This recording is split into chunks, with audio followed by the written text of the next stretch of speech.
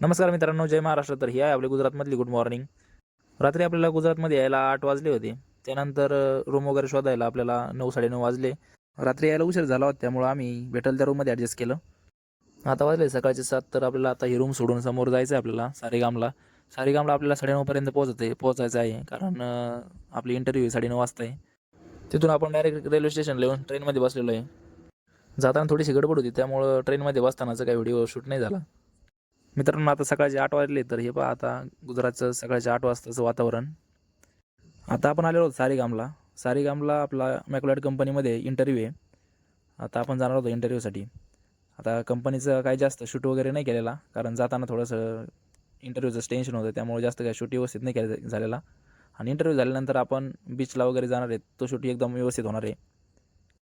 तर मित्रांनो, आता 12:30 वाजले. तर आपला इंटरव्ह्यू कंप्लीट झालेला आहे. इंटरव्ह्यू झाल्यानंतर आता आपण निघालेलो आहे दमन साईडला.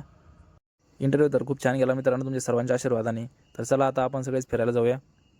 ऑटोमध्ये बसून आम्ही सारेगामहून दमनला आलो. ऑटोमधून उतरल्यानंतर थोडासा गॅसचा प्रॉब्लेम झाला, परंतु आम्ही ते पण केलं ॲडजस्ट व्यवस्थित. आणि त्यानंतर आम्ही निघालो बीचकडं. हे पहा आता गाड्या, ह्या अशा कोणत्या गाड्या आहे नेमकी? मित्रांनो म्हटलं, चला मी अगोदर ह्या गाडीवरून एक राईड मारतो. मित्र म्हणाले, नको, तुझे पाय नाही पुरणार त्या गाडीवरून. आपला पहिला प्लॅन तर तेच कॅन्सल झाला. त्यांना म्हटलं जाऊ दे, आता मी चाललो डायरेक्ट बीचवर. लईच भारी वातावरण राव इकडं, तर एकदम भारी, एकदम फ्रेश वाटते. ते बघ, काय झाडी, काय डोंगर. तर जय महाराष्ट्र पब्लिक, तुम्ही पण लवकर या गुजरातला फिरायला. तर चला आपण बीच पाहूया आता. हे काय गोव्याचं बीच नाही बरं का, हे गुजरातचं बीच आहे. बीचवर आले होतं काय, समुद्रात पाहिलं तर डायरेक्ट शेवटपर्यंत किती लांब पाहिलं तरी नुसतं पाणी दिसतंय. आणि या त्यामध्ये काय आहे भाऊ, काय बोट घेऊन पळतोय, पाहायला लय भारी वाटतं. पण आतमध्ये बसल्यावर जरा अवघडच कंडिशन दिसती. हे काय वरती काय उडत आहे नेमकी? पॅराशूट. पॅराशूट जाऊ द्या, पण हे लाटा पहा ना.